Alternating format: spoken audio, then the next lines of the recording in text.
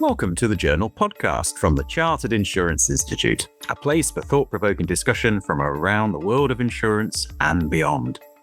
On this podcast, I'm talking to Francis de Zulueta and Robbie Lyle from the Commonwealth Insurance Forum about the foundations and work of the organisation. Thank you for joining me today, Francis. Thank you for asking us, Chris. And thanks for joining me as well, Robbie. Thank you too. Thank you very much.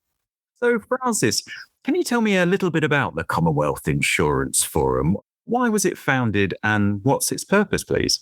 Yes, certainly. Robbie and I founded this organisation in 2019. We went to see the Commonwealth head office, so to speak, in London to discover what, if anything, the Commonwealth did about the insurance subject. The answer turned out to be nothing. So we said, well, look, we would like to form an operation to promote all aspects of insurance. And would you support this? And the answer was yes, they would. At the time, we had also talked to the previous chief executive of the Chartered Insurance Institute, who was very visionary and got the message and very much wanted to become part of this as well. So we persuaded the CII to join as an accredited member the Commonwealth for the first time since its formation in 1912. And part of the reason for that is that the CII and the Commonwealth, because of their antiquity, overlap quite heavily with each other in terms of operations. So it was a very natural fit. And today we continue to work with all aspects of the insurance market and the educational market to promote wherever we can insurance in and all aspects of it. And going back to that 2019 conversation then, Francis, I mean, was it a particular surprise that the Commonwealth hadn't done something on insurance before? Because you've been around the sector for quite a long period of time, haven't you? I mean, how did that conversation come about? I've been in the market, as has Robbie, for over 40 years in the London insurance market. I had never really thought about it. The reason it came about was because post-Brexit, I was prompted to think about the Commonwealth a little bit more. I had no idea who to talk to or whether there were any interest there or anything, really. However, with Robbie's help, we found the right person to go and talk to. Was it a surprise that they did nothing at all in insurance? Yes, it was. Not an entire surprise, but it was a surprise. And we also discovered that there were several other associations, for example, architects, engineers, lawyers, and so on, who were accredited members.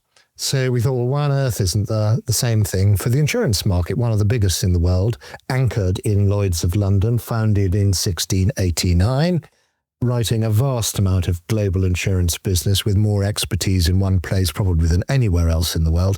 And yet nothing was being done to leverage that into the Commonwealth of Nations, where, as you know, there are 56 countries in the Commonwealth, inhabited 33 members are small states, 25 small island developing states, and a population, most of whom speak English, of 2.5 billion.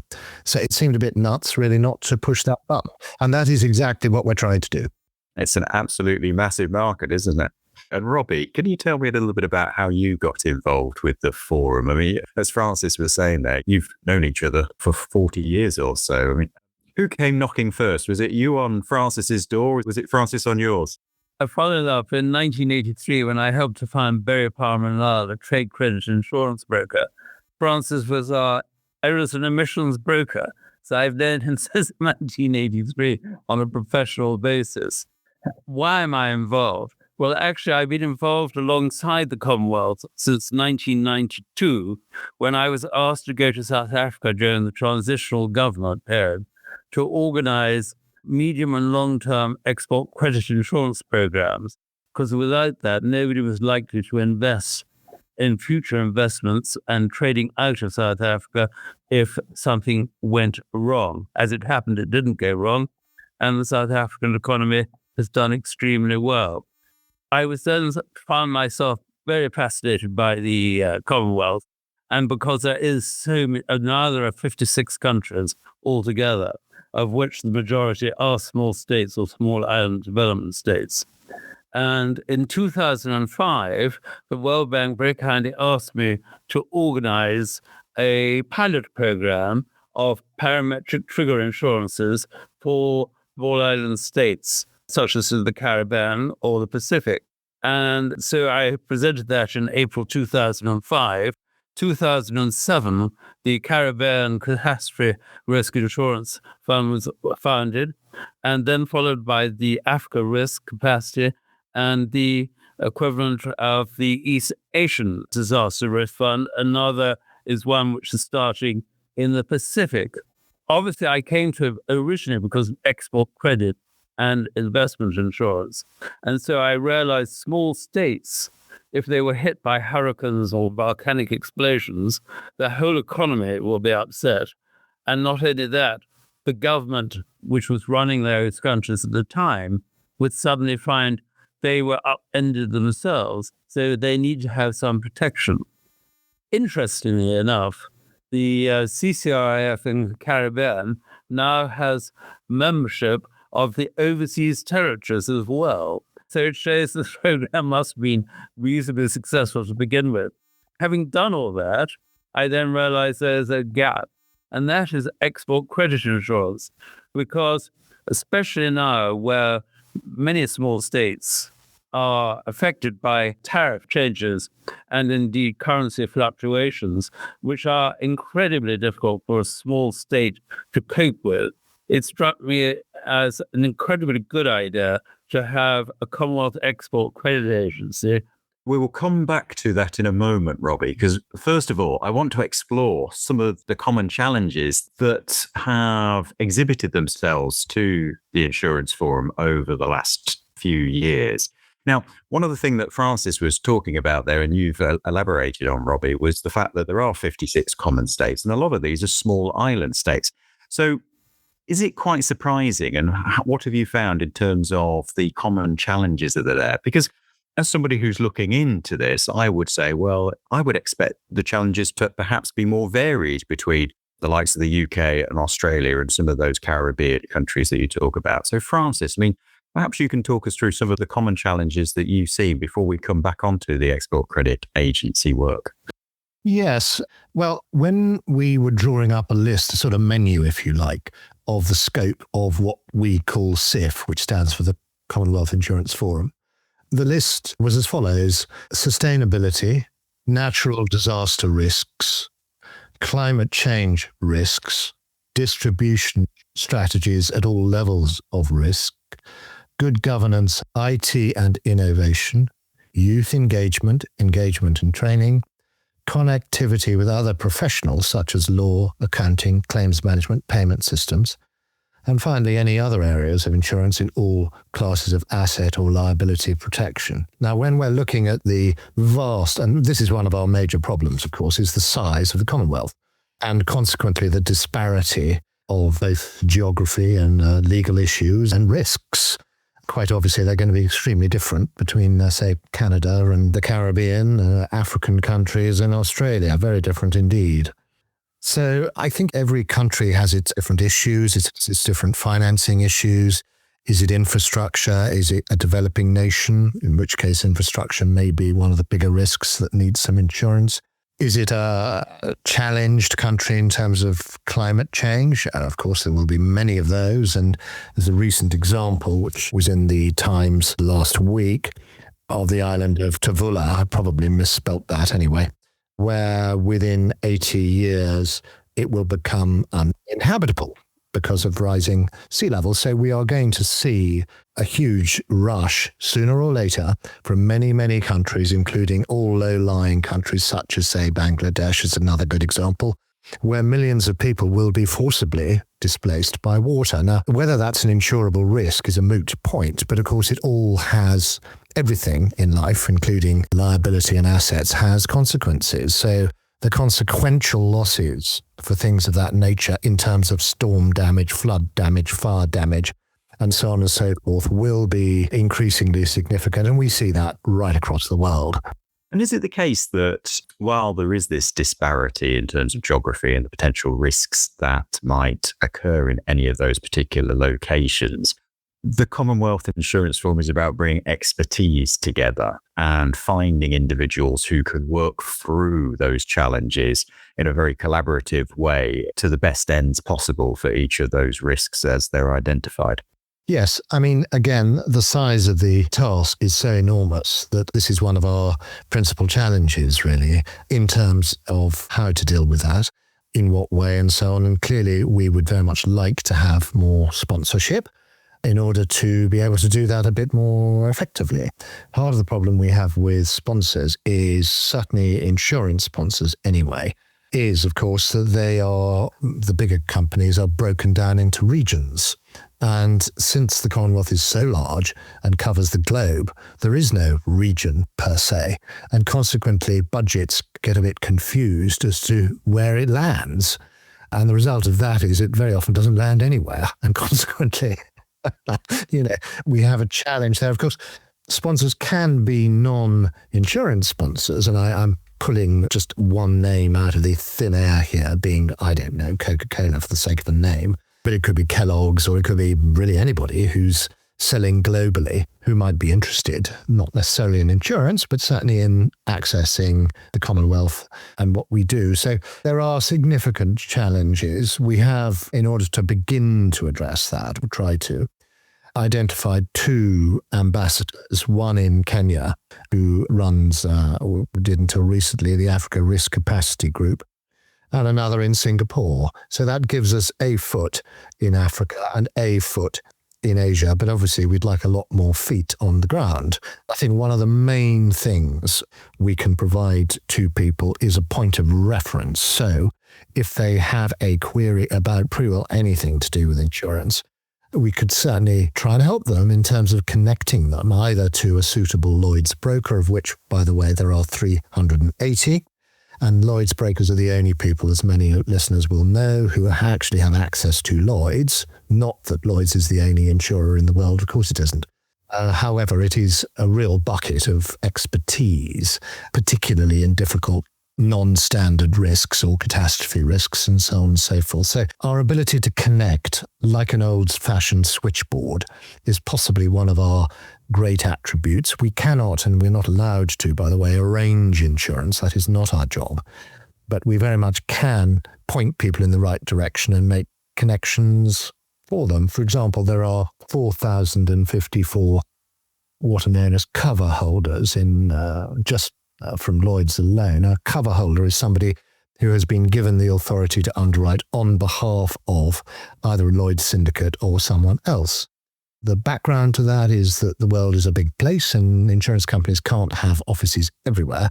So it's morphed into the idea of giving a group of experts in, for example, insuring wind farms or whatever it happens to be, locally, access to the ability to do that locally. So cover holders generally, or managing general agents, is rather a confusing term, are people who are, as I say, a group of experts who have the authority to underwrite specific risks in specific areas. And one of the things from this podcast I would certainly like to promote is that if anybody would like to look into becoming a cover holder, probably for Lloyd's, it's not a bad route to expanding whatever it is you want to expand. For example, cyber insurance, which is probably a good example, a very, very hot topic. One where many insurers do not offer insurance at the moment, or very limited amounts of it. Another one might be flood, for example. There'll be limited capacity, probably, modelling ability, all that sort of thing. So I think, our switchboard ability, if I can put it like that, and knowledge ability is substantial. And both Robbie and I would be very happy to assist via the CII or however people wish to come to discuss whatever it is. I get the sense, Francis, that you and Robbie have little black books that have got many, many names in them. And the convening power and the signposting opportunities that you two could bring to lots of other organisations is probably vast. And that does take us back rather neatly to the idea of the formation of an export credit insurance agency, doesn't it, Robbie? And you were talking a little bit earlier. I suspect, Francis, this falls into the distribution strategies component of that list that you were talking about previously. You were identifying issues around sustainability, natural disasters and climate change, and good governance, IT, youth engagement. But the distribution strategies is one that we'll focus on now. So, Robbie, with this export credit insurance agency, why do you think it would be so beneficial to the Commonwealth to establish something like this? There are two levels here. The political level is that the actual nations themselves can participate in a sovereign decision-making process, because many of the islands, say in the Caribbean, they rely on tourism. Tourism is driven by globally owned hotel groups, aviation groups, airlines, airfields, or whatever. And so really a lot of what is made on these islands is not essentially part of the island's economy. So if by bringing in the islands themselves to have some sovereign identity within the risk, they therefore begin to control and own some of the economic decision makings which are required to run a modern society, which brings us to the economy, because economists would far rather have diverse economies around the world to counter the effects of over-globalized tariff structures. And actually, an export credit agency helps on this basis. And where the small states don't have either the political power, economic power, financial power, or manpower on their own, a combined Commonwealth Export Credit Agency can actually help, especially if each country ends up with a percentage, rather like ownership of the World Bank, on this particular process. So is it the risk here then, Robbie, that these small states might be marginalised across the world and be losing out, in effect, to the larger players or the global firms out there, as opposed to being more self-determining in the way in which they can expand their economies and protect the economic growth of their citizens? Chris, you're absolutely right. And that's what I found. And the great encouragement for our idea actually comes from the formation of the mutuals, like the Caribbean risk capacity or whatever, because it shows that regional areas are quite capable of running their own risks and storing up the information which is required in their regions. And I can see several countries, bigger countries, wanting to be involved, not necessarily on the front line, but they may come in on second loss programs or whatever insurance structure we actually come up with in the end. The important thing is also it brings in the banks into all these small states, which are not necessarily there, because they will participate in the lending processes of running programs for SMEs. And actually, the real growth engine, certainly of the Commonwealth, in particular in Africa and across the world, are the SMEs. You know, we all talk about huge corporations, but ultimately, in the end, it's the SME which grows up in its own community, which starts to help the employment and the good health of a nation. And is it the case, Robbie, that the components to a successful model then will be a combination of those small sector states alongside the other larger Commonwealth countries, the banking system, and the insurers as well? Are there other stakeholders that need to be brought into the mix in order to make sure that an export credit insurance agency can actually have the most benefit possible? Well, I think this is the most important. And I think each area will have some differentiation because of the industries which are promoted by those countries at the moment, whether it's fishing, whether it's tourism, whether it's health. And of course, small states are big enough to develop AI and pharmaceutical industries. And I think COVID showed that a lot of the small states, and particularly the small island development states, were quite far away from the top table, even with Gavi, to obtain the right number of medicines required, not just to cure COVID, but also the supply chain of normal medicines which we in the West would automatically think we can get into our local pharmaceutical shop. And so I think that is one area where the Export Credit Agency can actually help. And who in particular would you be interested in hearing from as a result of this podcast? So there are people that you would like to be in touch with you that you haven't been able to get hold of or to have conversations with thus far? It's an incredibly good question. And the short answer is we're lucky insofar as the Commonwealth has the Trade Ministers Group meeting, which has just taken place, by the way, in Namibia. And they all seem to understand what we're trying to achieve. And really, to begin with, I think we have to talk to the ministers, because we have to make sure that what we propose in any insurance program is acceptable to that country. Even if you're doing an investment program, political risk, you have to make sure that the insurance protocols are recognizable as a feature in a country's economy to avoid endless legal issues about whether insurance was really necessarily suitable or export. Very, very good. Francis, coming back to you in relation to some of the other work that is ongoing at the moment, are there therefore doors that open as a result of talking about one particular issue that can lead to conversations about things like the Export Credit Insurance Agency? Are there successes that you've had to date that have prompted you to be able to feel that you're going to have the opportunity to talk about some of the other issues that are on your list?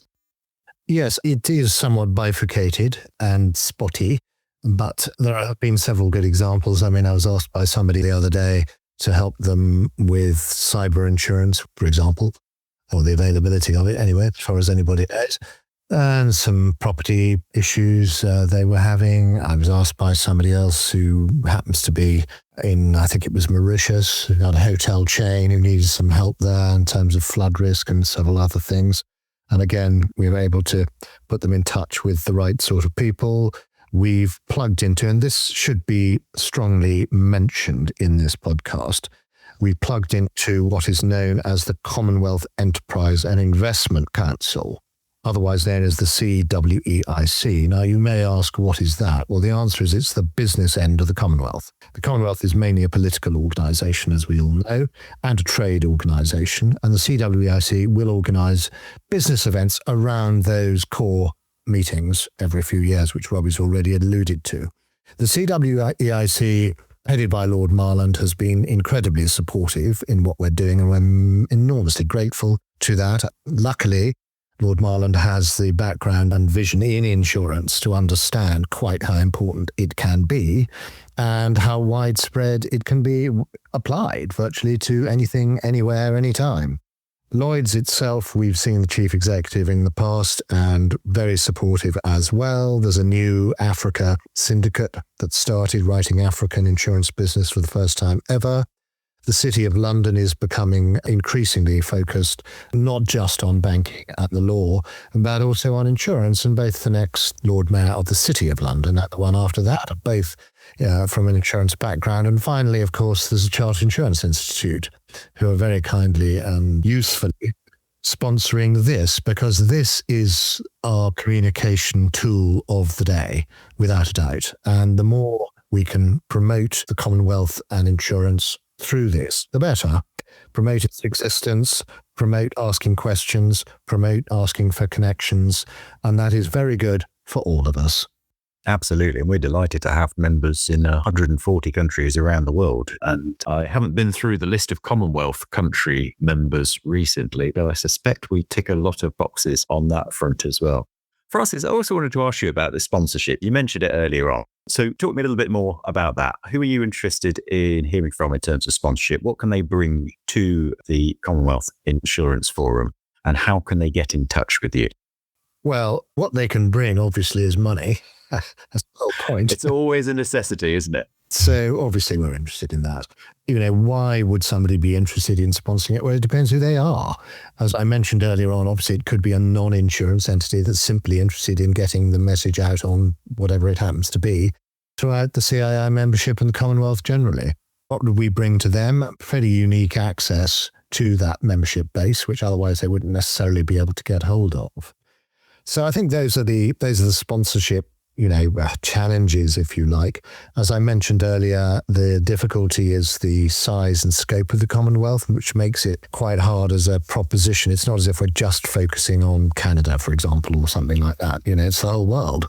But I suppose that challenge is the opportunity as well, isn't it? You have identified the challenge. You've created the vehicle that is seeking to meet and rise to the issues of the day. And you need the catalyst. It's the catalyst that will help you to work with all of these individual states to identify more of the challenges that they're facing and put in place the infrastructure that can create the solutions. Yes, and London, luckily, is one of the few things where London retains the intellectual high ground because of Lloyd's. Lloyd's, as I said, have been going since the 1680s, originally founded, as many people know, as a marine market. It now writes some 30.6 billion at the last count of gross premium income, making a profit of 4.9 million, all sterling figures, with a combined ratio, i.e. the loss ratio, of about 82%, which means it's highly profitable at the moment. But more important than that, there's an enormous concentration of expertise, data, knowledge. It's really a spider's web, the City of London, and insurance in particular. And because Lloyd's uniquely has licenses pretty well all over the world and has a pretty unique capital structure, which includes a degree of mutuality and attracts independent capital and insurers who decide to write in Lloyd's and outside Lloyd's. This is the sort of thing that is really unique for the City of London and therefore to be disseminated throughout the Commonwealth, which, is something I think we all need to think about because it is here, it is thriving, it has been going for hundreds of years, and there isn't really any risk anywhere, anytime that we can't look at. I understand there are specific opportunities as well that those who are interested in sponsoring you could take advantage of. Yes, thank you for raising that, Chris. There are indeed. And most specifically, we've been offered the opportunity to have sponsored lunches or a drinks party, for that matter, in Marlborough House, which is a very grand building at the bottom of St. James's in London. So if anybody was interested in talking about sponsoring that, the topic would obviously be an insurance topic to be discussed, and it could be pretty well anything. And it would be a very prestigious event. Lunch is about 16 people and a cocktail party would be about 50. Brilliant stuff. Now, I'm going to ask you one final question, gentlemen. You've mentioned about some of the locations that you've been talking to individuals.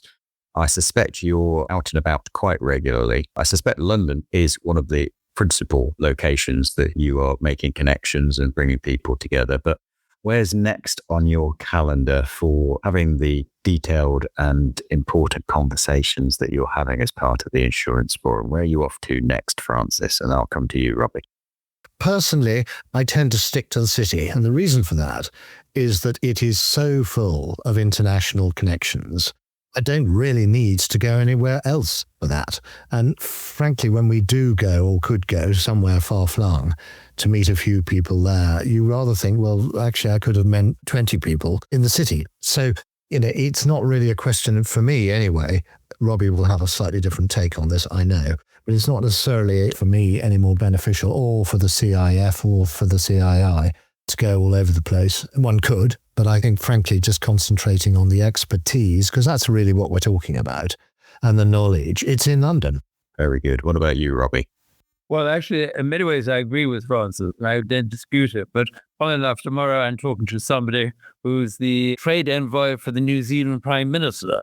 So they do come to London while us going to them. Having said that, what is really important is the Commonwealth meetings, many of which are actually organized by Lord Marland's group, the Commonwealth Enterprise and Investment Council, but also by the Commonwealth Secretariat itself. When it comes to trade ministers' meetings, when it comes to finance ministers' meeting, everybody comes together in one particular hub. And those are the times which we probably are better served to go there rather than individually going to one country or another. But we have very, very good connections with the Pacific Island Forum, CARICOM, all these different organizations. And so with modern technology, such as Zooms and everything, it's quite easy to talk to people and see where they are missing some information. And indeed, the World Bank founded the Insurance Development Forum some time ago now, which I'm also a member of. I started from the very beginning. And again, we are able to swap information and ideas. And it's amazing how much you can do without actually having to go to every single airport in the Commonwealth. But what I wanted to emphasize also, the reason why I think what the Commonwealth Insurance Forum can achieve is to highlight the problems of mimic countries, the medium indebted countries, because when they are hit by a disaster, they very quickly become HIPICs. And actually, most aid programs don't foresee that. They only see the HIPIC countries at the time. They don't realize a very healthy economy in the Caribbean can overnight become a complete disaster zone. And that's something which we have to look at. But the other thing which is really important to put over now is the reason why the Chartered Insurance Institute is so important is because of your exams and your accreditations, because that will mean that people through the Commonwealth can actually travel to one other country or another country as they seek employment or increasing their ability to be involved in the insurance industry, because there's nothing better than having a professional qualification to demonstrate to people you actually know what you're meant to be doing. You make a great point there about CII qualifications and the transferability of what they mean around the world. And how does that play into the distribution and circulation of goods from one country to another? Let me explain. Many of the risks which have to be insured may be in one country. The mine might be in one country, but the logistics to get the minerals out and into a ship, you might have to travel through two different countries. And you really got to make sure insurance is equitable and understood and the contracts are right. And that is easy enough to understand when it comes to dry land investment. But the same applies if you're on the Caribbean or the Pacific Island states, because quite often you will have a share in the fishing grounds. You will have a share in all sorts of maritime matters, and in particular because of the new introductions of blue ocean economies and what have you. So we must make sure that every country has the ability to understand the same rules and regulations and insurers. And this is where the Chartered Insurance Institute comes in so well, because the one thing which is certain is the same standard of examination and qualification is the same across the world, let alone the Commonwealth. And having that will allow us to understand, and for those countries to understand, that they are equally treated when it comes to insurance. Absolutely. And I think that's a wonderful plug. Thank you very much, Robbie. And it fits in so well with the professional map, which we launched a couple of years ago, which provides a framework for anybody working in the profession to identify the skills, the knowledge, the competencies that they should have at any point in their careers and be able to navigate to the next point along that career pathway. Well, look, gentlemen, it's been wonderful having you on the podcast today. And I know that all of us have a desire to do this more frequently in future. So this is the first of what I hope will be many of these conversations. And we have at least one more podcast from the Commonwealth Insurance Forum to record in the next few weeks. Thank you for joining me today, Francis and Robbie. And I hope you get lots of contact and engagement as a result of this conversation. Thank you very much, Francis. Thank you, Robbie. And thank you for listening to this episode of the Journal podcast. You can find useful links in the show notes and related articles on the Journal website, along with further podcasts. Please like, review, and subscribe. Until next time, goodbye.